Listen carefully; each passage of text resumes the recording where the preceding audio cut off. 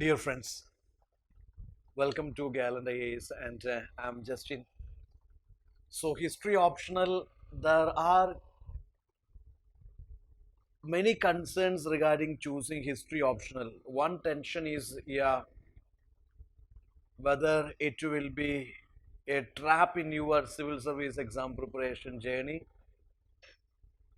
whether you have to change this optional after some time, whether it is rewarding or not, whether it is time taking or not, whether it is scoring or not. Let me tell you, my dear friends, this optional is just like other optional subjects in your civil service exam preparation.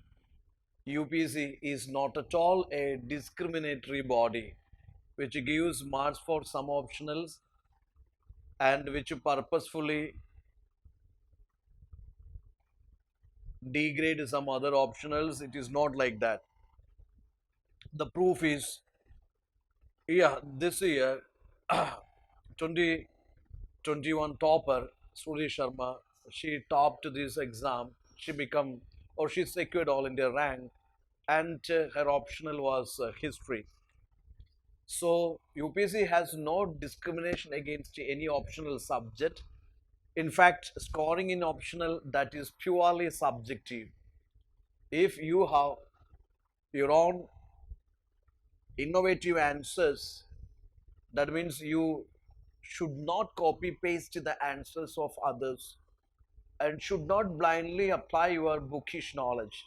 Okay, you must have some uniqueness of yours when it comes to answer writing. So learn the content and present in your own way as per the UPSC requirements, as per the subject requirements. So this is just a scoring optional, and many examples are there. It's not in high number, but still there are many examples who cross to 300 in history optional, and there are so many people who cross to 270, 280 in history optional. So this is also one of the most sought after optional, a very popular optional subject among aspirants because no backgrounds is required to start history optional preparation. And in this video, let me tell you what all things you have to focus when you prepare history optional in paper 1 and paper 2. You know that paper 1 is all about ancient India and medieval India. Paper 2 is all about modern India and world history. Exactly. This is what the crux of your history optional. In paper 1, you have to study ancient India and medieval India.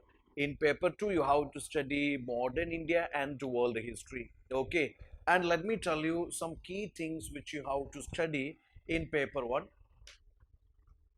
Starting with your paper 1, the first module is sources.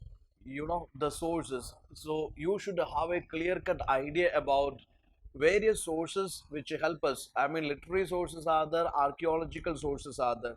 So have a clear cut understanding of the like classification of the sources and how these sources, archaeological and literary sources, throw light into the history writing and the history of India. Okay, so the role of these sources to develop the socio-economic, cultural, religious, political history of ancient, medieval, modern India, that you should understand. Okay, and like you should have an idea about what are the different approaches of studying the writing of the history or changing approaches in the study of early history, that you should explore in this module, and how the history is reconstructed with the help of various sources, literary sources and archaeological sources.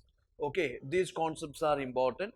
So have a clear cut understanding about various sources which help us to construct the socio economic, cultural, political, religious history of India. Okay, now there is second module which is prehistory and proto-history. Okay, this is also very important. Try to understand that prehistoric and proto-historic India. Okay, prehistoric, Paleolithic, Mesolithic, Neolithic, Chalcolithic cultures are there. Their salient features you have to explore. proto-historic to some historians' point of view, IVC is a proto-historic age. Some historians believe it is historic, whatever. Just explore it. It is important for you. Now, third module is about yeah, Indus Valley civilization.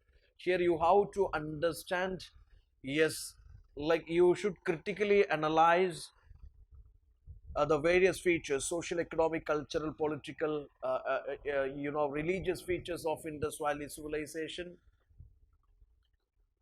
You should have an idea about the cultural contacts of Indus people with other civilizations, other cultures, their foreign relations, and their internal relations that you have to cover. You should know their urbanization, urban culture, their women, their society, their science, their art and craft, their religious beliefs, their cultural aspects, reasons for decline of the mature phase, difference between pre-Harappan and mature Harappan and post-Harappan cultures. These elements you have to cover very well. Okay. Coming to fourth module, which is about this megalithic culture. Okay, when you study this megalithic culture, you should know how the megalithic culture formed the foundational basis of the history of the peninsular India. Okay, or how it is treated as a foundational phase of the history of the peninsular India. Then the fifth module is Aryan and Vedic.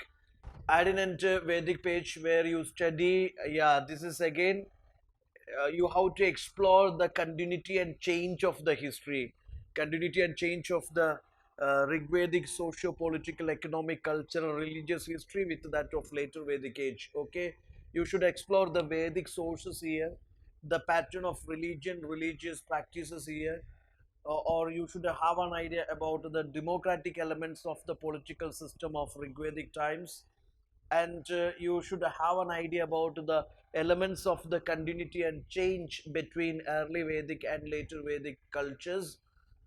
Then there is a comparison between IVC and RVC.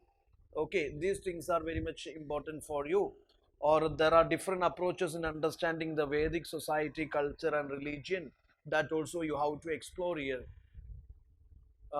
Then, of course, the Vedic sources, Puranas, Upanishads, Samhitas, and how they throw light into this social, economic, cultural, and secular life of these Vedic people. Now, next module is Mahajanpadas. When you study the Mahajanpadas, of course, you should study the cultural developments during the time of Mahajanpadas. For example, the rise of a heterodox sect during 6th century BC, Mahajanpadas, Magadhan imperialism you have to study, or the intellectual revolution happened in the 6th century, the political, economic, social, geographical reasons behind that. Then the phase of second urbanization, its aspects you have to cover. Then this introduction of iron technology and the changes it brought in the life of these people of North India. Those aspects you have to cover. Okay, and especially Buddhism, Jainism, how they can be treated as a social movement or intellectual movement, or I mean, how to approach in a larger perspective, Buddhism, Jainism, the teachings, how to approach, what are the philosophical teachings, and how they contributed to the change or the progress of the society, culture, and intellect of the human beings in the past and present. These aspects you have to cover. Module 7 is Mauryan Empire. Mauryan Empire, definitely they are asking about the Mauryan Empire, its political history, social history, economic history, cultural history, important for you. Questions can be like Mauryan administration, or maybe the change and continuity in Ashoka's religion, Ashoka's policy, or about the economic factors for disintegration of Mauryan Empire, Ashoka's Dhamma, or the question can be about various sources, Megasthenes' account or this Kaudilya's Arthashastra, different sources about this Mauryan life, or the question can be on Mauryan municipal administration, or the question can be on this local administration, or the question can be on the public administration, okay, which is discussed in this Maurya's Ashokan pillars or Kavedics or Rocketics, how these things are discussed in this like various literary sources of that contemporary age. Then the module is post-Mauryan age, which discusses on the Indo-Greeks, Shagas, Kushanas, Western Kshatrapas, then of course the Shadavahanas, etc. So have an idea about the various religious developments in the post-Mauryan age, or how it influenced the contemporary art like Gandhara, Madhura, Amaravati. Then of course you should have an idea about the growth of Buddhism, Buddhist art in the post-Mauryan age. You should have an idea about yeah, why this post-Mauryan age is regarded as the dark age, or about the evolution of different schools of art. All those things you have to cover. Then there is module 9, which is, yeah, this is extension where you study the Shadavahanas, Karavelas, and the Sangam and all. So go for the like Shadavahanas and the land grant practices. Then about this what is called the Karavelas of Kalinga, and about his military expeditions and administrative reforms, and Sangam age, Sangam literature, South India's trade with the Roman Empire, and how the Sangam literature talk about the political, economic, social, cultural history of the South India. Those aspects are important for you. Guild system, trade organizations, lookist policy, actist policy of the past. Then the module 10, which is about Guptas, Vagadagas, Vardhanas. Go for it. Yeah, it's also important. You should have an idea about this Gupta age, the various what is called yeah, political expansions, military expansions of these Gupta rulers, Samudragupta, Chandragupta.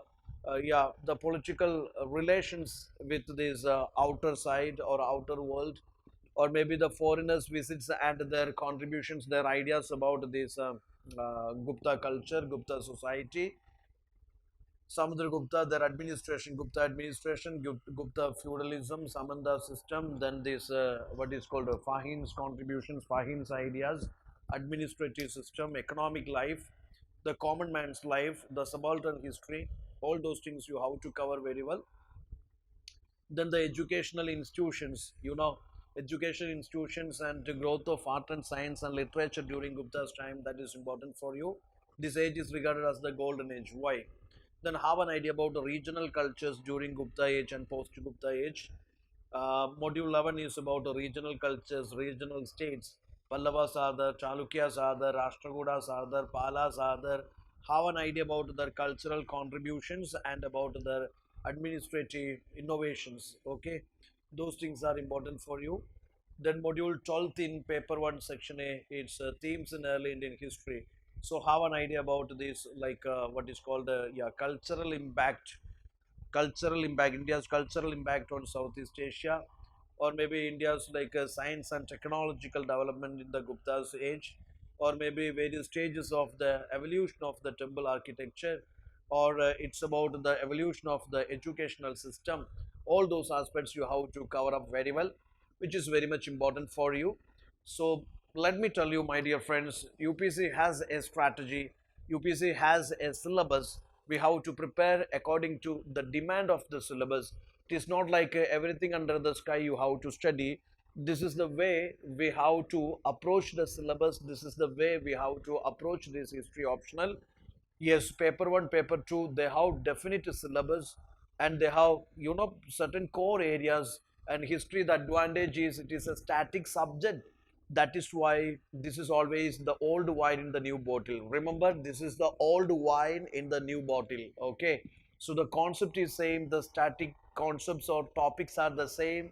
They are always asked in the most lighter versions or most dynamic versions, or in a very unique way they ask the questions. Okay, that's why I'm telling you, you needn't worry about the content is always static. But of course UPC always will ask in the most dynamic way or unique way, or something in the very strange way often. But I will say, if the content is, if you studied it very well, and if the content is super strong, definitely you can answer any questions but that art of answering history optional questions, you must master that so that you can score in history optional. That's it. This series will continue. You will get that decoding of paper 1 section B, paper 2 section A, section B. We will do that.